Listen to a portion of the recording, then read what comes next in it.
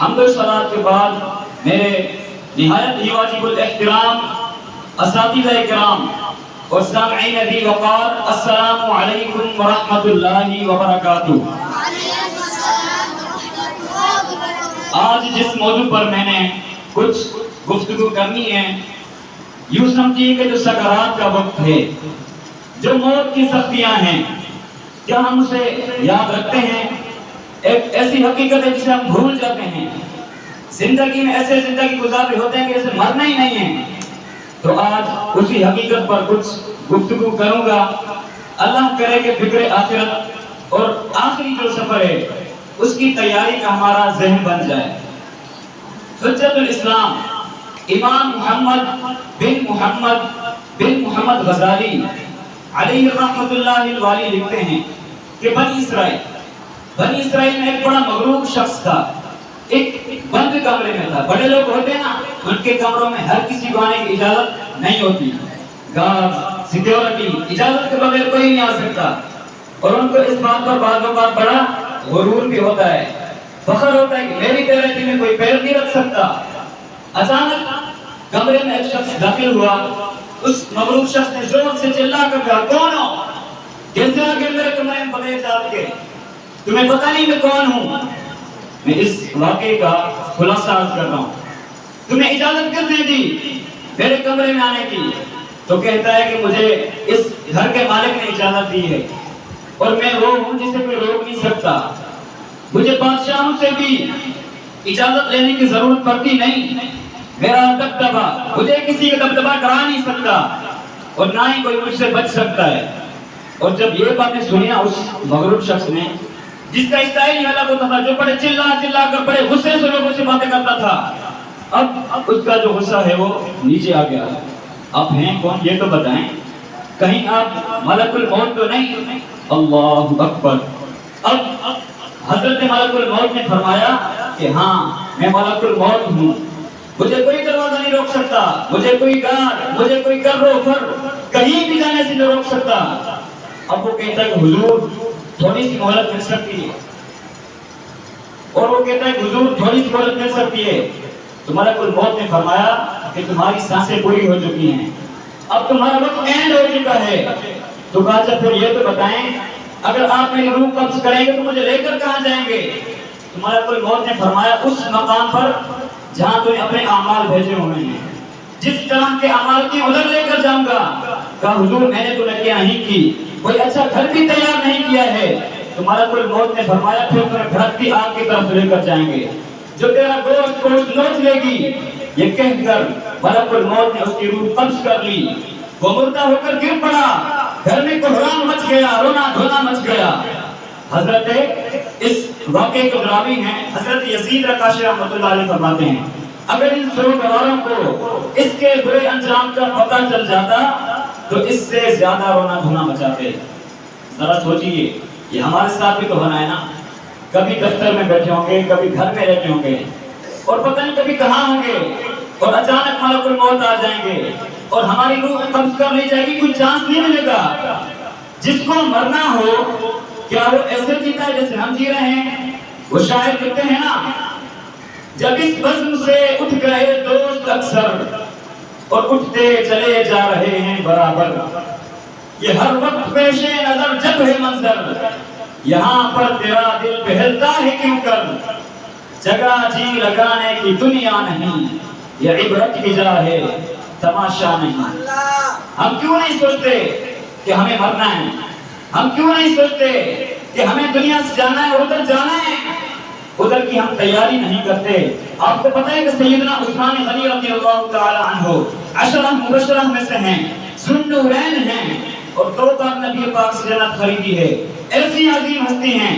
مگر جب آپ قبرستان جاتے تھے نا، آپ اتنا روتے تھے کہ آپ کی داڑھی آنسوؤں سے تر ہو جاتی تھی۔ لوگ کہتے ہیں کہ کیوں روتے ہیں؟ آپ کے سامنے کبھی حشر کی بات ہوتی ہے، جہنم کا ذکر بھی ہوتا ہے، آپ اتنا نہیں روتے۔ قبر کی بات ہوتی ہے، آپ قبرستان جاتے ہیں، رونا شروع کر دیتے ہیں۔ کتنی کمال کی بات کی آپ نے فرمایا قبر ہی پہلی منزل ہے، جو پہلی منزل میں کامیاب ہو گیا وہ آگے بھی کامیاب ہو جائے گا، جو ادھر ہی پکڑا گیا، جو ادھر ہی مارا گیا، آگے اور مشکل ہے نا۔ فرسٹ سے سمجھ لو، قبر میں جاتے ہی سوال ہو گیا، قبر میں جاتے ہی امتحان ہوگا۔ اگر سوال کے جواب دے دیے، اچھا مزے کی بات ہے کہ یہاں اسٹوڈنٹ بھی بیٹھے ہوئے ہیں، یہاں امتحانات بھی ہوتے رہتے ہیں، اسٹوڈنٹ کوشش کرتے ہیں کسی طرح پیپر آؤٹ ہو جائے، ہاں پتہ چل جائے امتحان میں کون سا پیپر آئے گا، اور جب پیپر آؤٹ نہیں ہوتا تو کیا کرتے ہیں، پچھلے 5 سال پیپر لے کے بیٹھے ہوتے ہیں، یا ان میں سے کوئی سوال آئے گا ان کی تیاری کر لو۔ کمال دیکھو یہ کیسا پیپر ہے جس کے سوال پہلے سے آؤٹ ہیں، سوال بھی آؤٹ ہیں، جواب بھی بتا دی گئے، 3 سوال ہونے ہیں۔ قبر میں جانے کے بعد ہر بندے سے سوال ہوگا، من ربک کا، تیرا رب کون ہے، ما دینک کا، تیرا دین کیا ہے، اور پھر پیارا سا تیرا چہرہ دکھایا جائے گا اور پوچھا جائے گا ما کنت تقول فی حق هذا الرجل، کہ اس مبارک چہرے والی ہستی کے بارے میں کیا کہا کرتا تھا، اور 3 سوالوں کا جواب ہمیں پتہ ہے، من ربک کا، ربی اللہ، اللہ ہمارا رب ہے نا، ما دینک کا، دین الاسلام، دین ہمارا اسلام ہے، اور ہمیں پتہ ہے کس کا چہرہ دکھایا جائے گا، کیا کہیں گے، وہ رسول اللہ صلی اللہ علیہ وسلم، یہ تو میرے آقا جناب رسول اللہ صلی اللہ علیہ وسلم ہیں۔ مگر یہ اتنا سمپل نہیں ہے، ہاں سوال بھی پتہ ہے، جواب بھی پتہ ہے۔ اب آؤ میں آپ کو ایک کمپیریزن سمجھاتا ہوں، دنیا کے امتحان اور آخرت کے امتحان میں آپ کو فرق سمجھاتا ہوں۔ دنیا کا امتحان جب بھی ہوگا ڈیٹ پہلے سے پتہ ہوگا، ٹھیک ہے، 2 مہینے باقی ہیں، 3 مہینے باقی ہیں، فلاں تاریخ کو میتھ کا ہوگا، پھر اردو کا، پھر سائنس کا، جو بھی پیپر ہے، پیپر کے ٹاپکس بھی بتائیں، ڈیٹ بھی بتائیں۔ جیسے جیسے امتحان قریب آئے گا ہم تیاری بڑھاتے جاتے ہیں، کل صبح پیپر ہے، رات نیند نہیں آئے گی، ایسے ہی ہے۔ سیکنڈ، دنیا کے امتحان جب بھی دیتے ہیں، آپ پیپر دیتے ہیں، ریزلٹ کچھ دنوں بعد یا کچھ مہینوں بعد آتا ہے۔ تیسری بات، پیپر میں فیل ہو گئے، ایک چانس ملتا ہے، کیا کہتے ہیں اس کو، سپلیمنٹری پیپر یا ضمنی امتحان، کہ چلو یار فیل ہو گئے ایک بار دوبارہ دے دیں۔ اچھا اس میں ہی فیل ہو گئے پھر کیا ہوگا، آپ کو 1 سال اور پڑھنا پڑ جائے گا۔ یہ 4 بات یاد رکھیے گا، ڈیٹ پہلے سے پتہ ہے تاکہ اس کی تیاری کر لو۔ سیکنڈ، دنیا کے امتحان میں پیپر دینے کے کئی دنوں بعد رزلٹ آتا ہے، ایک آدھا سوال یا ایک آدھا پیپر رہ گیا تو سپلیمنٹری کا موقع ہے۔ چوتھا، اگر فیل ہی ہو گئے تو پھر کیا ہوگا، آپ کو 1 سال اور پڑھنا پڑے گا۔ ایک 5واں مسئلہ بھی یہ آج کل زیادہ ہے کہ دنیا میں تھوڑے سے پیسے دے کر یا رشوت دے کر معاذ اللہ یا چیٹنگ کر کے بھی لوگ پاس ہو جاتے ہیں۔ اب مجھے بتاؤ اس امتحان کو میں ٹینشن کتنی ہوتی ہے، جس کو دیکھو ٹینشن۔ اچھا یہاں جتنے بیٹھے ہیں نا سارے امتحان دیتے بھی نہیں، کوئی کہے مجھے ٹینشن ہی نہیں، میں نے پڑھنا ہی نہیں ہے، میں نے کوئی امتحان ہی نہیں دینا، آپ یہاں سے بچ جاؤ گے۔